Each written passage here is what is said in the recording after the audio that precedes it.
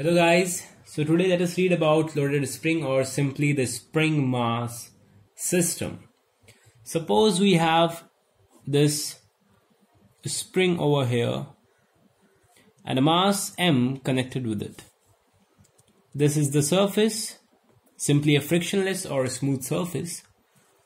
If I extend this to a distance x, if I pull it to a distance x, and this is the final position I have, or the next equilibrium position, then there will be a force acting in this direction, which we call the restoring force,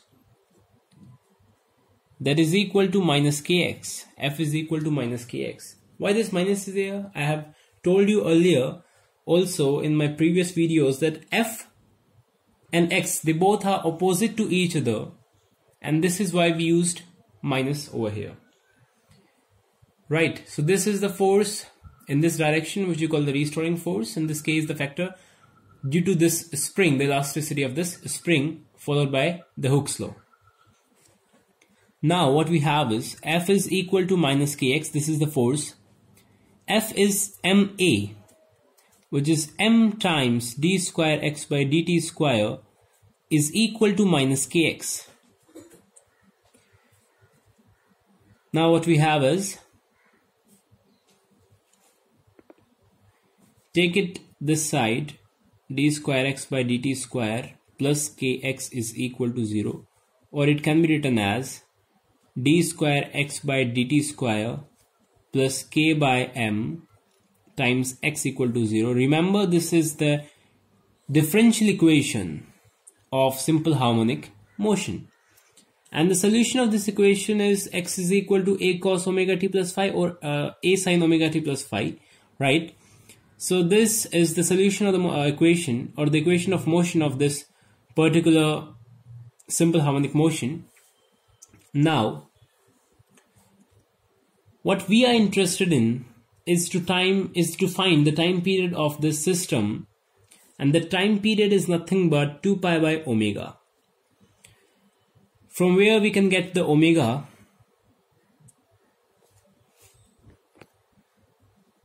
Is this equation, okay, or simply this equation.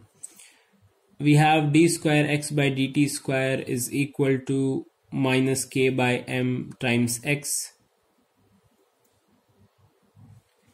Now we can write it as minus omega square x equal to minus k by m times x. Cancel x with x. Omega square will be k by m. So omega is equal to root k by m. Use this relation over here. This will be 2 pi root of m by k. So this is the time period of our spring block system. T is equal to 2 pi root of m by k. Okay. So this is our time period. Now as we have this time period is somehow similar to that of what we calculated or derived in case of the simple pendulum.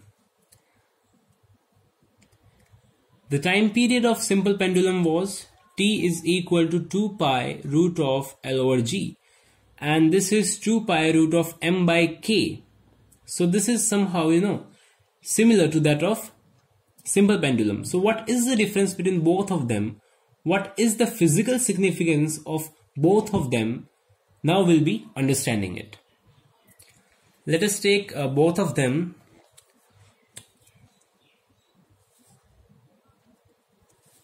Right over here. Consider the time period of a spring. T is equal to 2 pi root of m by k. If I take a spring, okay, if I take this spring and the mass m on this frictionless surface and extend it over a certain distance, then there is a force that I feel. Okay, if I displace it, then there will be some force which I will feel. That force is independent of mass. Why? Because that's minus kx, that depends on k and x. The spring doesn't know what the mass is. All it knows is it wants to go to the equilibrium position. Okay, if I displace it to here, what the spring knows is that somehow it has to go from this position to this position again at its equilibrium position. This is what a spring knows. It don't care about the mass, that what the mass is, because the force doesn't depend upon mass. And as we know, F is equal to ma. If I double the mass, as I know that the force remains constant, F will be F. If I double the mass, I have to make acceleration half of the initial value. What this means is the acceleration is half of the initial value, and if the acceleration will be half, okay, initially suppose the motion was like this, and if now the acceleration is half, it will be something like this. And if the acceleration is half, what it means is the time period is now longer than the initial value. So time period will increase. As the acceleration is half, time period will increase. So what we did is we made the mass 2 times. We take 2m in place of m. So what I did is I doubled the mass and time period increased. This is what we get from here, that if you will increase the mass, the time period will increase. Okay. But if we take the case of simple pendulum, if we take the case of a simple pendulum, let this be the simple pendulum. This is our simple pendulum. If I displace it from here and take it to this position, right, this will be something here. This is theta. This will be theta. This is T tension. This will be the component, vertical component of tension, T cos theta. This is its horizontal component, which is nothing but T sin theta. And this T sin theta is in the direction of the restoring force. Here it's mg.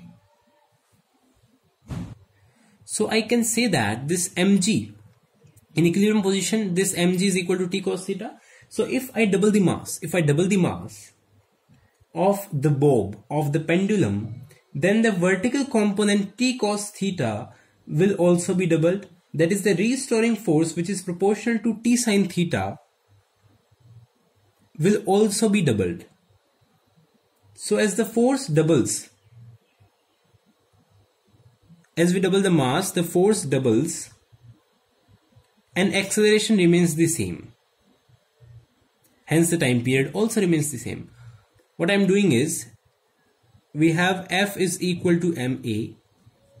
I doubled the mass to m, and as I doubled the mass, the component, the vertical component is doubled. That means the tension is doubled. That means T sin theta is also doubled, and which is proportional to the restoring force. So the force will also be 2 times, and acceleration will remain the same. What it means is the time period will also remain the same. And this is what we get from the formula, this expression T is equals to 2 pi root L by G, that this is independent of mass. And this can be proved by what we did. So this is how we can prove that in case of simple pendulum, the time period does not depend on mass. Time period does not depend on mass, and in case of a spring block system, it depends on mass. Now there are 2 factors which we should know about. One is K and the second is G. These 2 factors are there which play an important role. Let us discuss about them. If I talk about K,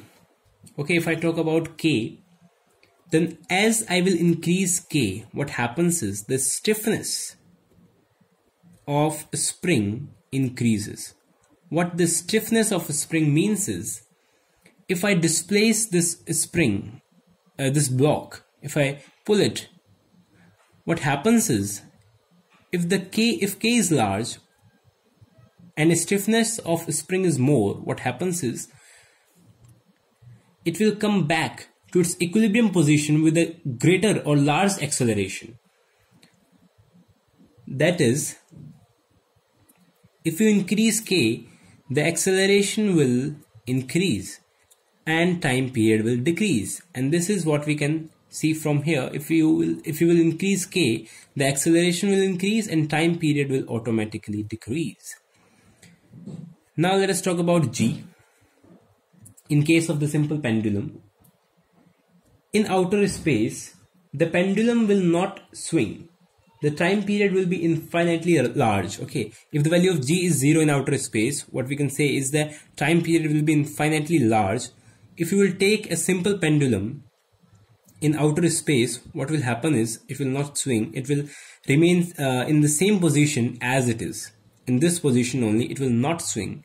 That means the time period is infinitely large. But if you will take this spring mass block in the outer space, the system, spring block system in the outer space, what will happen is it will oscillate in the same way as it was on Earth. Why? Because it doesn't depend on g, it depends on m and k, only these two factors. Okay. So this is how we can understand the physical significance of both these expressions. Right? Thank you for watching.